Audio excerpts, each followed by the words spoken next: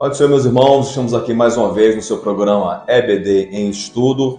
Eu me chamo Isaías Nascimento, professor da Escola Bíblica Dominical. Estou aqui também com o professor Marcos Pereira e vamos, juntamente com você, conversarmos, Marcos, sobre esse tema tão interessante que é a nossa lição deste trimestre, importantíssimo, diria eu, para todo o corpo da igreja. Você é nosso convidado, fique muito à vontade para interagir conosco nesse dia. Vale ressaltar que esse programa, como todos nós falamos sempre, não tem a intenção de substituir a EBD, ok?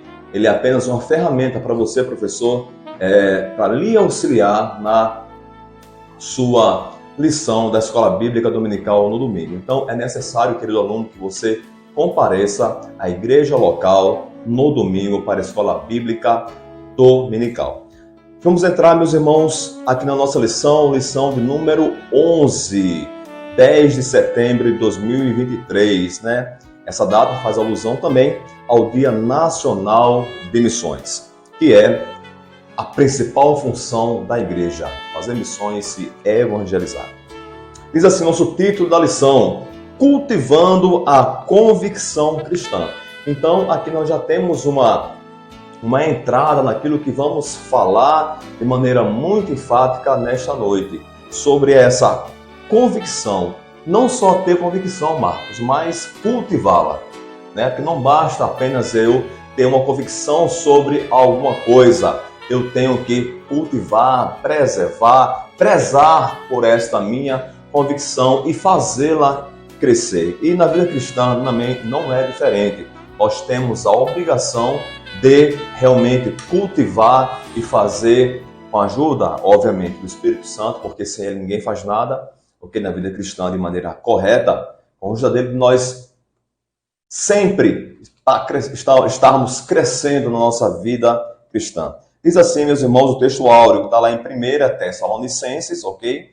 Carta do apóstolo Paulo, capítulo 2 e 3. Porque a nossa exortação não foi com engano, nem com imundícia e nem com fraudulência. A verdade prática diz assim: o cultivo da convicção cristã é imperioso, veja só, Ele impõe realmente ao crente, ok? Para a prática e defesa da fé em tempo de adversidade. Então, eu cultivar a minha fé é necessário, é fundamental, é imperioso, para que eu possa ter base, Marcos, base realmente teológica, bíblica, firmeza em Cristo, para que eu possa sim combater as heresias e aquilo que vem tentando realmente deturpar as verdades sagradas. Meu querido professor, meu querido aluno, a nossa leitura bíblica em classe, que você irá fazer na íntegra na sua sala, é necessário que o professor leia realmente a leitura bíblica em classe, porque é a grande base de toda a lição. A lição, ela tem realmente o seu fundamento no texto sagrado, que está lá, como nós já colocamos aqui, na carta de Paulo, 1 Tessalonicenses, capítulo 2, do 1 ao 12. Realize a leitura na íntegra na sua sala. Meus queridos irmãos, dando aqui já início com a nossa introdução, diz assim: diante das incertezas atuais e dos ataques às doutrinas bíblicas, é indispensável ao crente cultivar uma profunda, veja só o termo aqui que o nosso autor utiliza, ok? Não é nada superficial nem rasa, mas é uma profunda convicção cristã. E como é que eu posso ter uma profunda convicção cristã? Através realmente do ensino bíblico, através da oração, através do jejum, da leitura da palavra, de uma vida devocional a Deus. Então, eu tenho realmente que destinar tempo da minha vida para ter uma vida devocional a Deus. Só assim eu terei uma vida cristã alimentada e convicta a cada dia mais daquilo que nós realmente somos aqui nessa terra.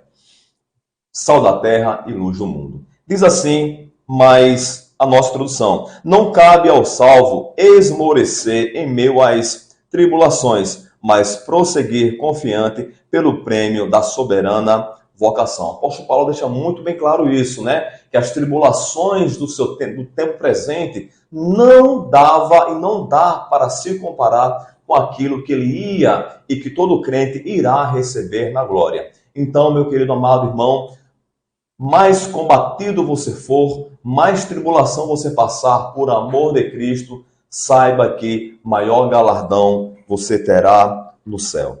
Nesta lição estudaremos os aspectos, vamos lá, veja só, espiritual, moral e social, que forma a convicção da fé cristã. O objetivo é despertar em cada cristão o desejo de ser um autêntico embaixador de Cristo em um mundo de trevas. Vejam, meus queridos irmãos, que o nosso autor aqui, ele traz 3 dimensões da vida cristã. A dimensão espiritual, a dimensão moral e a dimensão social, ok? Nós devemos entender, meu querido irmão, que o crente, ele não vive numa bolha aqui nessa terra. O crente vive inserido num contexto social. E esse contexto social que nós temos nesse mundo, ele está moralmente decaído, Marcos. Ele está realmente totalmente imposto ali, introduzido nos preceitos ali diabólicos, ok? Mas se esse crente tiver na sua dimensão espiritual uma base bem formada, ele conseguirá realmente ter essa convicção para atuar socialmente e moralmente diante de uma sociedade secular extremamente deturpada e caída em pecados, Marcos. Isso, muito bem relatado aqui pelo nosso professor Isaías, né, meus queridos? A gente pode entrar agora no primeiro tópico da lição, que vai falar sobre a convicção espiritual, que vai ter alguns tópicos. O primeiro vai falar sobre o poder do Espírito. Tem até como um tema, a gente pode relatar assim, como convicção, você ser convicto daquilo que você faz. Certo? Por orientação divina, o Evangelho foi proclamado na Europa. Paulo teve uma visão em que um homem lhe dizia: passa a Macedônia e nos ajuda. Então, assim, Paulo, naquela época que ele teve essa visão, que ele teve essa convicção, ele foi chamado para pregar o Evangelho, ele já sabia daquilo que ia fazer. Né? Muitas das vezes nós, como seres humanos, ficamos muito indecisos naquilo que vamos fazer e terminamos não fazendo a coisa correta que Deus nos manda. E Deus, muitas vezes, cobra isso aí, convicção, atitude das nossas vidas.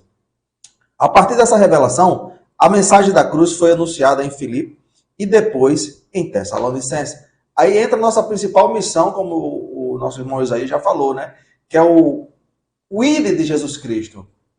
O ide que ele fala, nos mandou ir a todo mundo e pregar a toda criatura. O apóstolo deixa claro que o evangelho não foi pregado como um mero discurso racional, não, mas sobretudo em poder do Espírito Santo, em plena convicção.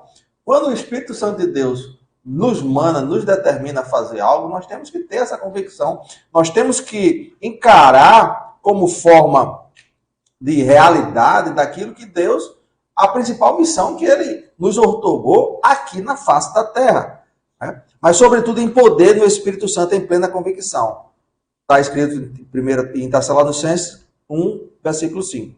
Nesse caso, o Evangelho foi ministrado com ousadia, no poder do Espírito, de modo que resultou na salvação e libertação dos Tessalonicenses. Está lá escrito em 1 Tessalonicenses, capítulo 1, dos versículos de 6 a 10. Então, assim, quando Deus nos manda fazer algo, nós temos que ter essa convicção e nós temos que ter a certeza, né? Nós temos que ter atitude em tudo que nós vamos fazer. Eu costumo muito dizer na nossa igreja que muitas das vezes nós ficamos inertes quando Deus manda que nós realizarmos algo, não sabemos fazer, às vezes até colar as placas, né? Mas assim, quando Deus coloca a missão, eu costumo dizer isso lá no trabalho, né, Isaías?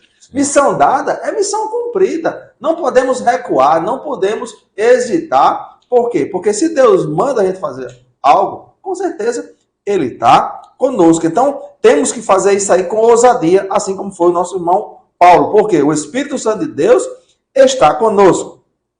Assim podemos afirmar que, na ausência de convicção espiritual, a palavra de Deus é reduzida a mero intelectualismo humano e seu resultado é ineficaz na transformação de vidas. Ou seja, aquilo que muitas vezes a gente quer usar da nossa capacidade técnica, da nossa capacidade de fazer, de atribuir algo, sem ter o Espírito Santo de Deus na nossa vida, aí vira mero intelectualismo humano, não é? E com certeza Deus não quer isso da gente. Então, se Deus nos chamou, se Deus te chamou para fazer algo, tenha convicção, não é? Porque o Espírito Santo de Deus está na nossa vida. Não é isso, profeta? Com certeza, meu irmão, né? Como você já percebeu, meu querido aluno, nós estamos vendo as 3 dimensões que servem realmente como base para uma vida autêntica, muito firme aqui nessa terra cristã. A primeira convicção é a convicção espiritual, a primeira dimensão dessa convicção é a espiritual, a segunda dimensão realmente é a dimensão moral, ok? E a terceira dimensão é a dimensão social. Nosso professor Marcos já falou sobre essa dimensão, de início já da dimensão espiritual, falando sobre o poder do Espírito. E agora vamos falar, ok? Nessa dimensão ainda espiritual, sobre a confiança, Marcos, em Deus, que é mais uma base realmente da vida espiritual, ok? O crente, ele tem que estar cheio do Espírito Santo, e com isso ele vai ter realmente a sua confiança em Deus alimentada, e tem que depositar realmente em Deus essa confiança. Diz assim o nosso tópico: o apóstolo declara que mesmo tendo padecido e sido agravado em Filipe, sua fé não estava abalada, ok? Ele se refere à perseguição sofrida antes de pregar em Tessalônica. Paulo e Silas tinham sido publicamente espancados com varas. Em seguida, lançados no cárcere interior com os pés no tronco. Todavia, apesar de feridos, perto da meia-noite oravam e cantavam hinos a Deus. Após severa provação, não esmoreceram, mas, impelidos pelo Espírito, vieram a Tessalônica, na cidade, em meio às suas lutas, e com ousada confiança, anunciaram a Cristo. Nessa perspectiva, somos encorajados a não desfalecer na pregação do Evangelho, mas confiados em Deus, jamais recuar, mesmo diante das ameaças de prisão e de morte. Aqui, meus irmãos, o nosso autor, dando continuidade realmente na base que ele traz para a lição sobre a epístola do apóstolo Paulo em Tessalonicenses, ele demonstra aquela ocasião em que Paulo e Silas, pela pregação do Evangelho, foram açoitados, foram presos, colocados no cárcere interior. Detalhe, não era em qualquer cárcere, era no cárcere interior, era naquele local onde se guardavam os presos estavam mais à margem da sociedade, aqueles que eles queriam mais castigar, eram colocados ali no cárcere interior. Era uma tribulação muito forte, que os servos de Deus, Paulo e Silas, passaram ali, mas eles não recuaram. Por quê? Porque a sua convicção, a sua confiança não estava nas suas forças. Eles estavam ali preparados para morrer pelo Evangelho, mas a sua confiança e convicção estava em Deus. E perto da meia-noite eles oravam, a Bíblia diz que eles oravam e cantavam louvores a Deus, quando veio um grande reboliço naquele local e Deus realizou o livramento. E lá, no cárcere interior, naquele lugar improvável, Marcos, Deus salva o carcereiro ali pela pregação do apóstolo Paulo. É quando o apóstolo Paulo diz: se tu e a tua casa creres, vocês serão salvos. E a casa daquele carcereiro, como ele também creu, e eles realmente receberam ali a pregação do Evangelho da Graça e foram salvos em Cristo Jesus. E isso nos convida, meus irmãos, nos mostra, né, que por mais que passemos essa terra, tribulações, até chegar a esse ponto de um risco de vida realmente ali muito forte, nós devemos ter a convicção e a confiança sempre em Deus. Muitas das vezes, Marcos, nós passamos por situações que não chegam nem perto disso que o apóstolo Paulo e Silas passaram, e nós já queremos esmorecer. Nós já queremos deixar a nossa vida cristã, nós já queremos perder a confiança em Deus por uma coisa tão boba, né? Veja que os apóstolos passaram por essa situação, mas mesmo assim se mantiveram fiéis ao Senhor, e Deus deu um livramento e ainda salvou almas naquele lugar extremamente improvável. Deus faz assim. Já pensou se ele tivesse convicção? O terceiro subtópico desse primeiro tópico vai entrar a falar sobre a fidelidade na pregação, né? Mesmo com as convicções, mesmo com a ousadia. Mas nós não devemos sair da fidelidade naquilo que Deus nos colocou para cumprir. O apóstolo dos gentios assegura que no evangelho anunciado em Tessalônica não foi com engano, nem com imundícia, nem com fraudulência. Ou seja, mesmo tendo passado por isso aí, mesmo tendo muitas adversidades, ele jamais pôde tirar o foco da realidade. Jamais ele pôde tirar que Deus, com certeza, tinha colocado aquilo para ele cumprir, certo? Então, de maneira alguma, ele podia deixar de ser fiel naquela pregação que Deus tinha colocado na vida dele. Então, mostra que a doutrina cristã não procede de fábulas inventadas, condutas imorais ou de artifícios para seduzir as pessoas a crerem em mentiras. Então, a doutrina cristã ela jamais pode passar por esse ponto. Muitas das vezes, pessoas que usam de subterfúgio, usam de meios artificiais para usar, para convencer as pessoas, para enganar as pessoas, para que as pessoas acreditem que aquilo seja realmente a palavra de Deus, seja realmente a verdade, mas que são pessoas que não dão exemplo, pessoas que não condiz o seu meio de qual ele vive, certo? Então, Paulo ele já tinha isso aí. Então, ao contrário, tudo isso aí, Paulo declara que o evangelho é de Deus, certo?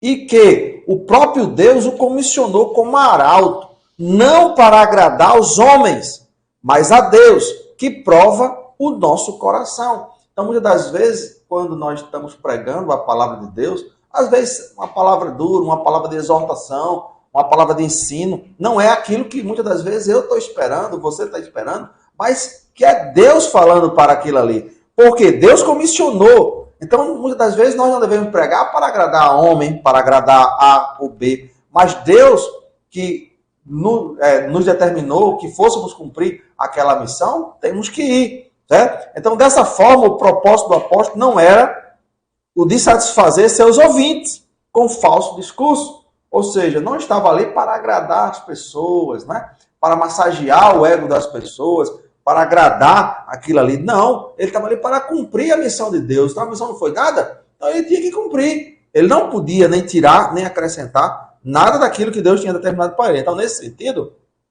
somos exortados a manter fidelidade na pregação, repudiar os falsificadores da palavra de Deus e anunciar a Cristo com sinceridade. Então, nós somos atalaias de Cristo, nós somos embaixadores de Cristo aqui na terra. Nós não devemos jamais deixar que pessoas que usem desses meios para, muitas das vezes, favorecer a ou B, realmente falsos, usando a palavra de Deus. Jamais nós podemos deixar que isso aconteça. Hoje nós temos a mídia aí, que muitas das vezes nós acessamos, e que tem o direito de ouvir as coisas que são das mais aberrantes do mundo, o qual hoje nós estamos polarizados no nosso Brasil, no nosso Rio Grande do Norte. Nós estamos polarizados que o certo é errado, o errado é certo, e muitas vezes as pessoas querem usar isso aí para tentar, certo? Burlar algo para falsificar o evangelho, tá certo? Então, jamais podemos deixar isso aí. Então, nesse primeiro tópico, nós vemos que a convicção espiritual, ela tem o poder do Espírito, certo? Ela tem a confiança, nós temos que ter a confiança em Deus e temos a fidelidade naquilo que vamos fazer, naquilo que vamos executar. É isso, meu querido? Amém, meus irmãos. Dando aqui continuidade, chegamos no nosso tópico 2, né? Vimos a dimensão espiritual, ok? Com aquilo que Marcos já agora resumiu para você. E vamos entrar agora na outra dimensão, ok? Dessa convicção da fé e da vida cristã, que é a dimensão moral. Amém, meus irmãos? Diz assim o nosso primeiro subtópico, retidão nas ações. A conversão opera a transformação moral na vida do crente salvo. Meus irmãos, converter significa mudança de direção, ok? Então, todo crente salvo, realmente salvo pela graça de Deus, ok? Por intermédio da fé, meus irmãos, muda realmente o direcionamento de sua vida. Aquele crente que aquela pessoa, que usava de meios, ok? Para conduzir a sua vida moral, para conseguir algo realmente ali, de qualquer forma, agora crente, ele já não anda dessa maneira. Ele tem a sua direção mudada, ele foi realmente convertido. Essa mudança de vida, meu irmão, é a marca do crente salvo. É impossível que um crente salvo pela graça de Deus, agora tempo e morada do Espírito Santo, não mude de direção. É impossível. É uma marca do crente salvo. Diz assim a continuidade do nosso tópico. Desse modo, a Bíblia orienta, diante de outras recomendações, veja só, a deixar a mentira, falar a verdade, deixar o furto e ser honesto. Não pronunciar palavras torpes e dizer apenas o que edifica. Agora, meus irmãos, isso é um processo que quem realiza na vida do convertido é o Espírito Santo. É por isso que nós podemos observar a atuação de Deus, a atuação do Espírito Santo na vida do homem, quando essa mudança realmente acontece. É claro que esse homem, essa pessoa, tem que realmente abrir o seu coração, tem que se deixar realmente ser transformado, ser convertido, ter essa mudança de direção realizada pelo Espírito Santo. Não pode resistir à graça, não pode resistir a esta conversão. Nós acreditamos na nossa linha teológica que há sim uma questão de uma resistência para aquilo que Deus faz na vida do homem, ok? E Deus, a Bíblia diz que Deus não contenda para sempre com o ser humano, ou seja, existe a intervenção divina, porém, o livre-arbítrio ali do homem pode ser que impeça o operar de Deus em sua vida. Diz mais à frente, nesse aspecto, o apóstolo Paulo reivindica a retidão das próprias ações ao afirmar, diz assim, abre aspas, para o apóstolo Paulo, nunca usamos de palavras lisonjeiras, nem houve um pretexto de avareza. O apóstolo Paulo realmente aqui enfatizando o meio que ele usava para a pregação da sua palavra, realmente aquilo que o nosso professor Marcos colocou, a fidelidade na pregação. Realmente o apóstolo Paulo, ele vivia aquilo que ele pregava. E ele disse, eu nunca usei palavras aí que viessem a ter um pretexto de eu barganhar alguma coisa com vocês, mas usei sempre de sinceridade, porque o apóstolo Paulo tinha realmente realizado nele, ok? Aquilo que o Espírito Santo pode fazer na vida do homem, é essa conversão total, essa mudança de direção. Aqui ele enfatiza que jamais usou de falsos sentimentos para obtenção de favor. Ainda assevera ou reafirma, né, que sua motivação era desprovida de ambição financeira.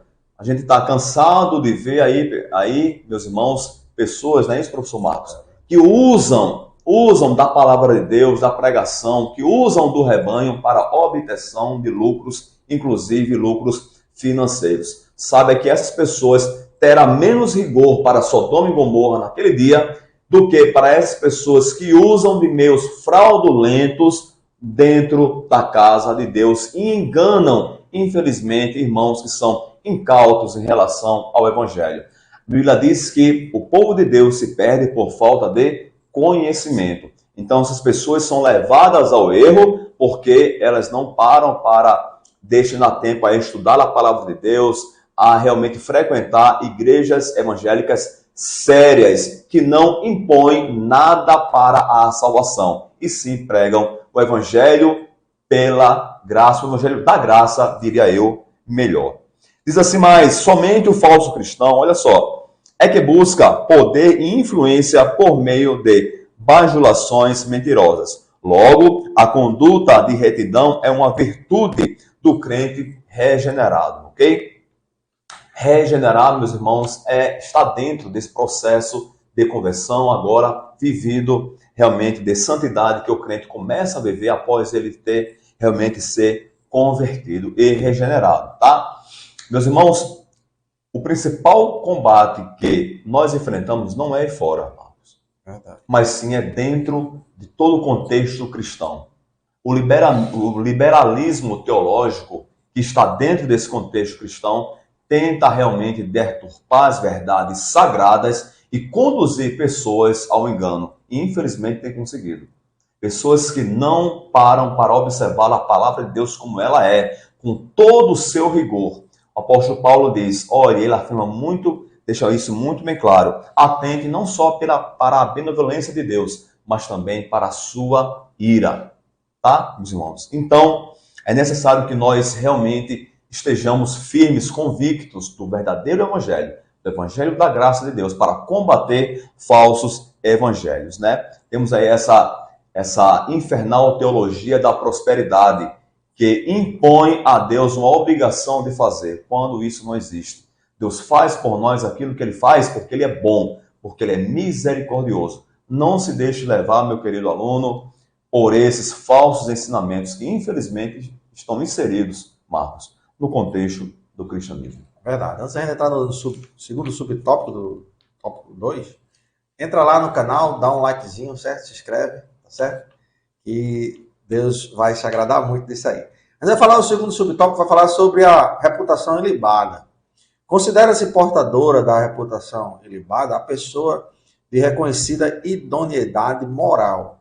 Infelizmente, hoje, idade avançada não se compara, não é mais prerrogativa de ser uma pessoa idônea moralmente, não é? Infelizmente, a gente vê pessoas já até de cabelo branco, né?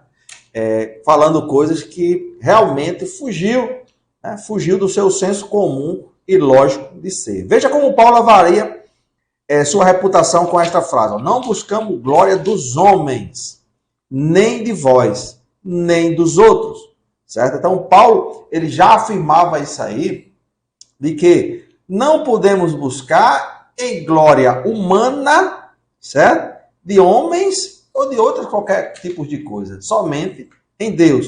Então, isso indica que o apóstolo não trabalhava no reino em busca de reconhecimento humano. Ou seja, muitas das vezes a gente vê pessoas que, infelizmente, não é? Deturbando a palavra de Deus, faz coisas que usam da sua técnica, que hoje a febre do momento é ser coach, não é? Ser pessoas que realmente tiram pessoas dando palestras motivacionais, né? E muitas das vezes traz para o mundo cristão, para usar, para ludibriar a mente humana, mas Paulo ele já tentava combater isso aí. Hoje, mais do que nunca, hoje, infelizmente, muitas religiões que têm isso aí para tentar buscar as pessoas para a sua religião. Então, essa postura foi adotada por ele em todo lugar, demonstrando a coerência e a integridade do seu apostolado. Ele não procurava obter vantagens e nem honra, e em parte alguma, né? Lá em 1 Tessalonicenses, capítulo 2, do versos 5 e 6, ele fala sobre isso aí, ó. Porque, como bem sabeis, nunca usamos de palavras lisonjeiras, nem houve um pretexto de avareza, Deus é testemunha, e não buscamos glória dos homens, nem de vós, nem de outros, ainda que podíamos, como apóstolo de Cristo, servos pesados. Então, Paulo ele já tentava combater isso aí. E hoje, mais do que nunca, a igreja do Senhor, a igreja séria, como nosso irmão professor Isaías falou, certo? Temos que procurar igrejas sérias que realmente pregam a palavra de Deus, realmente ensinam o genuíno evangelho do Senhor, Jesus Cristo. Então, aos Coríntios escreveu que o crente deve gloriar-se no Senhor e não por si próprio. A conclusão é clara. Os que aspiram fama e prestígio caem em tentação e maculam o evangelho. É o que mais a gente vê, né? A ascensão rápida, né? Surgiu aqui, cai ali, né? Porque foi rapidamente, ou seja, foi coisa do homem. Não, Deus não estava naquilo ali, certo? Então, o nosso viver deve glorificar a Deus. A Ele seja a glória na igreja, em Cristo Jesus, para sempre, certo? Então, Paulo, ele já falava isso aí, que O cristão tem que ter uma reputação ilibada, não é uma reputação que tenha realmente coerência daquilo que a gente fala. Porque no momento que eu falo algo e pratico diferente, eu estou sendo hipócrita, certo? Eu não estou conduzindo naquilo que eu falo. E infelizmente vemos muitas pessoas, certo? Fazendo isso aí. Faz uma coisa para trazer as pessoas para o seu meio, para arrecadar algo vantajoso para ele, certo? E termina não cumprindo aquilo que faz. É isso, professor? Com certeza, meus irmãos. Temos que viver aquilo que realmente nós pregamos, né? Chegando aqui, meus irmãos, nosso terceiro e último subtópico desse tópico 2, dessa dimensão moral da convicção da vida cristã, chegamos na vida irrepreensível. Assim diz o nosso autor. O adjetivo irrepreensível denota uma conduta que não pode ser censurada, né? Aí, meus irmãos, aqui alguém pode questionar que a questão de ser irrepreensível é impossível para o homem. E realmente isso é uma verdade, ok? Nós estamos à mercê de realmente cometimento de pecados, de erros, de falhas. Mas aqui, meu querido, nós temos que entender que é uma busca por uma vida irrepreensível, ok? Nós sabemos que nós vamos atingir esse nível realmente de ser alguém irrepreensível, ok? Que não aceite repreensão quando nós estivermos glorificados no céu. Enquanto nós estivermos aqui nessa terra, vamos cometer erros e falhas. Porém, a busca dessa vida irrepreensível é um mandamento realmente de Deus para o homem, ok?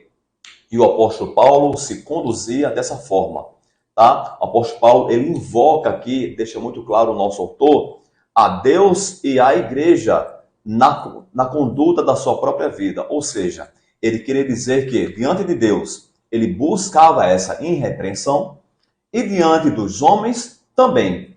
E ele convida a igreja para fazer a mesma coisa. Ele diz, seja o meu imitador, como eu sou imitador de Cristo, né? Vale aqui um parênteses, uma nota de rodapé, que o único homem que realmente era irrepreensível nessa terra se chamava Jesus Cristo, o Senhor e Salvador, né? Ele mostrou realmente em sua vida aqui que é possível o homem encontrar esse caminho da irrepreensão. E com a ajuda, a intervenção do Espírito Santo, a gente pode realmente conseguir essa perseguição a essa vida irrepreensível, meus queridos irmãos. Aqui mais abaixo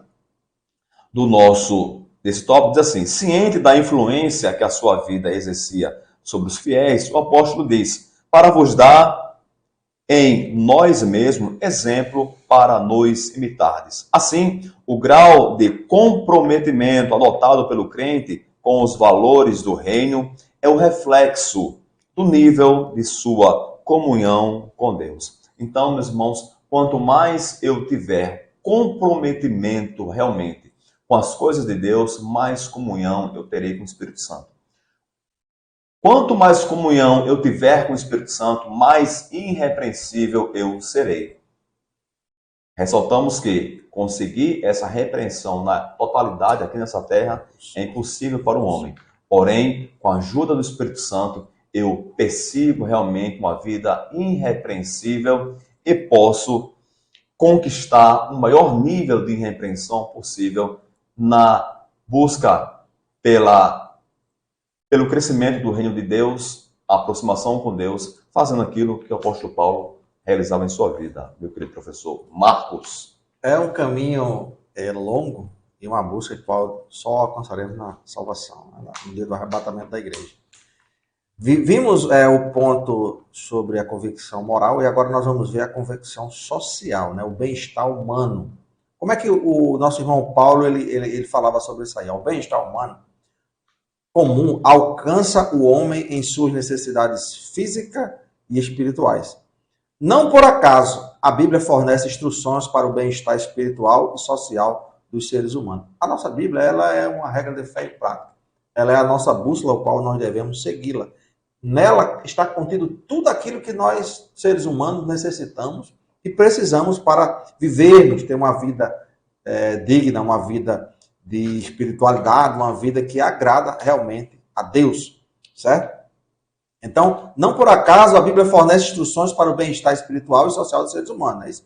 Então, o papel da igreja é o de proclamar o evangelho. Lá em Mateus 28 ele já fala isso aí.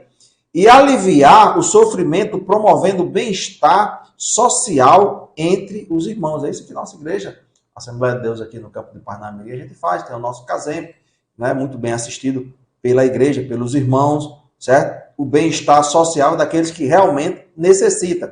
Abacuque ele registra que os problemas sociais de sua época resultavam do pecado, tais como inversão de valores, violência e injustiças. Né? Lendo isso aqui, Isaías, estava me lembrando do qual mundo a gente vive hoje, né? Através de redes que muitas das vezes os governos tentam implantar, aí vem injustiças sociais, valores inversos, né? Aí vem aumentando a criminalidade, vem aumentando a violência, e pessoas querendo tirar daquilo que muitas das vezes você, eu, trabalhamos com suor e tentar transformar isso aí em facilidade. Né? Infelizmente, é isso que nós estamos vivendo, mas estamos vivendo nos últimos dias da Igreja do Senhor aqui na face da terra. Então, assim, o mal social tem a origem do pecado. Ciente disso, o apóstolo Paulo escreve: quiséramos comunicar-vos não somente o evangelho de Deus, mas ainda as nossas próprias almas. Esse sentimento é comparado ao cuidado de uma mãe que se preocupa em proteger os filhos. Veja só o cuidado, a preocupação que Paulo, ele já, naquela época, ele tinha com as pessoas. Então, também é equiparado ao procedimento de um pai amoroso que se interessa pelos problemas do filho. É isso que nós estamos fazendo aqui, meus queridos, neste dia de hoje, para que você realmente aprenda a verdadeira palavra de Deus, aprenda o verdadeiro evangelho, como se portar diante de situações que muitas das vezes, quem era muitas das vezes para fazer, governos, não é? Infelizmente não faz. Por quê? Porque não traz isso aí, não se preocupa em si com você, aí fica com comerciais, propagandas, dizendo que vai ajudar na sociedade, mas infelizmente não tem isso aí, porque não se baseia na verdadeira palavra, certo? Então, nessa direção, o dever cristão engloba a moral e o social. A dedicação exclusiva de uma parte em detrimento da outra não retrata o evangelho de Cristo. Então, devemos ter muito cuidado, certo? Quando pessoas, até chegar até você, falando, não, vai te ajudar socialmente, vai fazer isso, vai fazer aquilo. Tenha muito cuidado, porque muitas das vezes são ciladas do inimigo para querer tirar a tua vida, trazer algo de ruim para você, ou visando algo que você até tem, certo? Então tenha muito cuidado nisso, nessa parte do qual hoje está claramente exposta, infelizmente, na nossa sociedade brasileira. Aí, professor? É isso, meu Marcos. Chegamos aqui, meu querido ouvinte do nosso programa, né, ao nosso último, não é isso? Último subtópico aqui da nossa lição, que diz assim: dedicação altruísta. Meus queridos irmãos, o apóstolo Paulo realmente era essa pessoa que não desistia, por mais que passasse por muitas tribulações, ele não desistia do evangelho, né? Ele dizia que era necessário que ele pregasse o evangelho, né? E embora, meus queridos ouvintes, Paulo poderia avocar para si, né, essa prerrogativa de ser sustentado pela igreja, o apóstolo Paulo, ele não usou dessa prerrogativa, muito embora ele reconhecesse que ela era existente, né? Digno obreiro do seu salário, que aquele que prega o evangelho, que possa viver do evangelho. Porém, o apóstolo Paulo, ele não usou dessa prerrogativa porque entendia, professor Marcos, o contexto ali social, veja só, social, em que a igreja estava inserida. A igreja passava por muita perseguição, a igreja era restrita de muitas situações ali sociais, então o apóstolo Paulo, ciente daquilo, do contexto social enfraquecido, né, financeiramente, que a igreja passava, ele não evocou para si essa prerrogativa de ser sustentado pela igreja, muito pelo contrário, ok? Ele trabalhava de dia e de noite para não ser pesado aos irmãos, pesado à igreja. ok? Isso nos dá uma lição muito forte. Isso nos traz um ensinamento muito grande da parte de Deus. Eu tenho, meu querido, essa prerrogativa pode até existir para o obreiro, porém o obreiro não pode trazer um peso maior para a igreja local, tá? Eu tenho que analisar realmente as circunstâncias naquele contexto no qual a igreja realmente ali está inserida, meus queridos. Diz aqui mais abaixo, meus irmãos, assim o nosso autor. Nesse sentido, aprendemos que o amor sacrificial é aquilo que o apóstolo Paulo fazia, abriu mão da prerrogativa, ok, de ser sustentado pela igreja para se sacrificar realmente para o evangelho de forma altruísta. Ele não desistia realmente de pregar o evangelho, por mais que ele passasse por muitas e extremas dificuldades. O trabalho voluntário e desprendido são essenciais para o crescimento do reino e devem fazer parte de uma profunda convicção cristã como contraponto, claro, ao espírito da Babilônia, que é o oposto do altruísmo cristão. Meus queridos irmãos, infelizmente, nós podemos observar no nosso tempo presente que muitas pessoas, eles realmente impõem muitas dificuldades para que eles possam exercer o talento que não são deles, mas foi dado por Deus para o crescimento do reino. Impõem situações financeiras, eu só vou, portanto, eu só faço se eu tiver isso, se eu tiver aquilo, se me der esse suporte ou aquele. Já pensou, Marcos, se o apóstolo Paulo fosse ter esse posicionamento? Será que essas pessoas conseguem ler, conseguem observar a conduta do apóstolo Paulo em seus dias? Será que essas pessoas vivem realmente o verdadeiro evangelho trazido pelo Espírito Santo e destinado pelo apóstolo Paulo às igrejas? Tenha muito cuidado com isso, meus irmãos.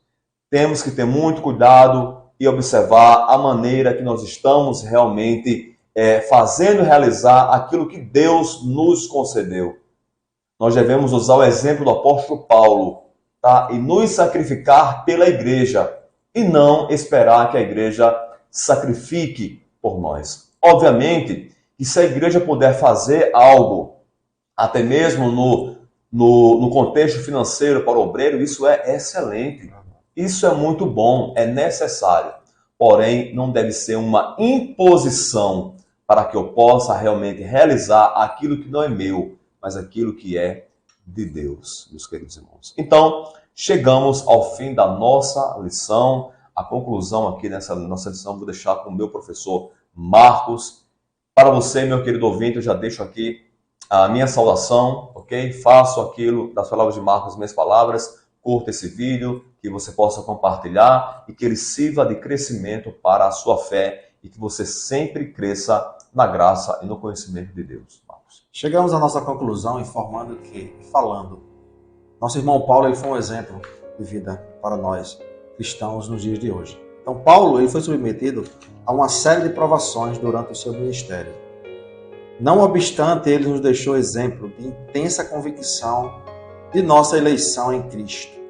Destacam-se sua convicção espiritual, resultante do seu poder do Espírito, sua convicção moral, como reflexo no temor de Deus, e sua convicção social, demonstrada pela abnegação em servir.